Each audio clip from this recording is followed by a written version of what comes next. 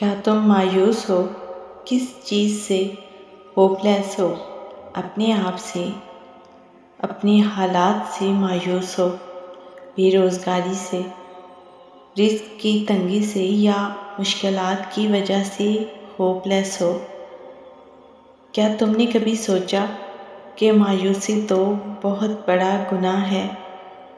زندگی میں تمہیں اور بہت سے ایسے لوگ ملیں گے جو اپنی پریشانی بتائیں گے اور ان کے لہجے سے لگے گا کہ وہ مایوس ہو چکے ہیں۔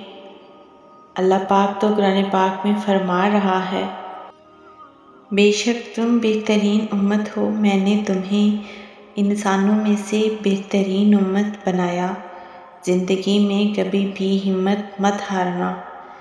زندگی میں جتنا بھی بڑا نقصان ہو جائے مایوس مت ہونا۔ تم جانتے ہو سب سے بڑا نقصان تو تمہارا اللہ سے دور ہو جانا ہے، اللہ کو کھو دینا ہے۔ تو جب اللہ تمہارے ساتھ ہے تو تم یہ مت بھولنا کہ اللہ اپنے وعدوں کا بڑا پکا ہے۔ تو تم مایوس کیوں ہوتے ہو؟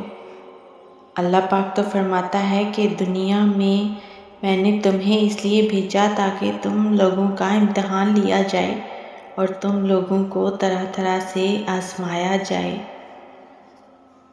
کیا تم نے سنا نہیں کہ اللہ پاک تو فرماتا ہے،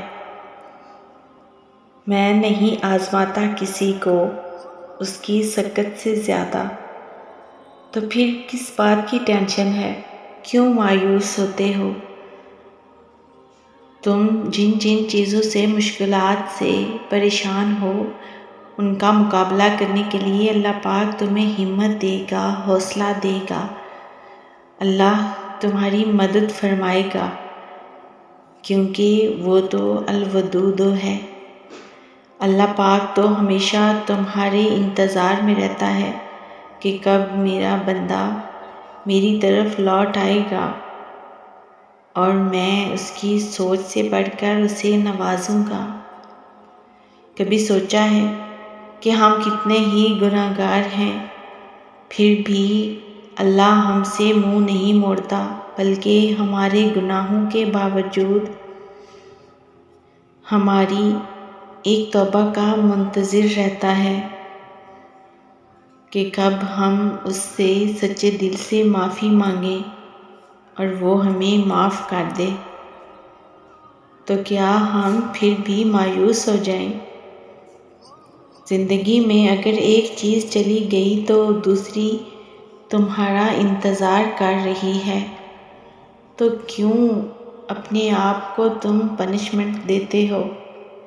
اللہ کے ہاں تو امید ہی امید ہے۔ اللہ کی دی ہوئی دوسری نعمتیں تمہارا انتظار کر رہی ہوتی ہیں۔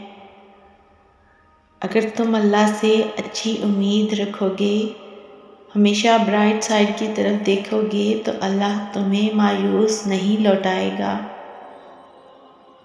اللہ سے اچھا گمان رکھو کیونکہ وہ تو مہربان اور حکمت والا ہے، تو اللہ ہمارے لیے آسانیاں پیدا فرمائے گا۔ تم کبھی بھی مایوس مت ہونا، بے شک اللہ کی مدد عنقریب ہے۔